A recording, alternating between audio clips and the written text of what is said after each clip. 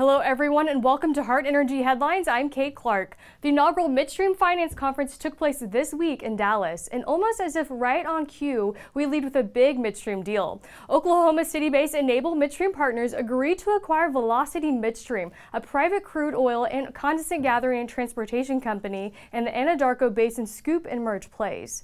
The deal is for $442 million. On the same day, Enable announced a crude oil and water acreage dedication in the Williston Basin. Analysts with Tudor Pickering Holt said the concurrent announcements by Enable doubles down on the company's strategic pivot to liquids. Endeavor Energy Resources is exploring a sale that could value the Midland, Texas-based privately held oil producer at more than $10 billion, a source familiar with the matter told the Wall Street Journal.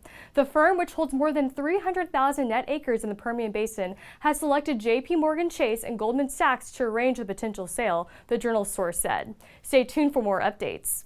This week, Corp Energy's long-awaited oil and gas production facility in federal waters off Alaska received conditional approval from the U.S. Department of the Interior.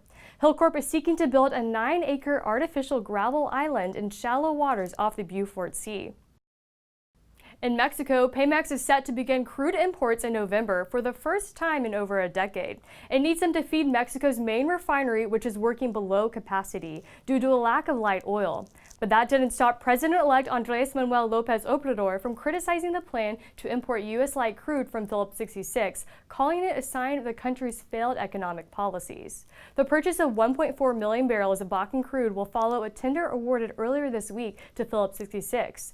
Up to 100,000 barrels per day of crude imports are planned for the last quarter of 2018.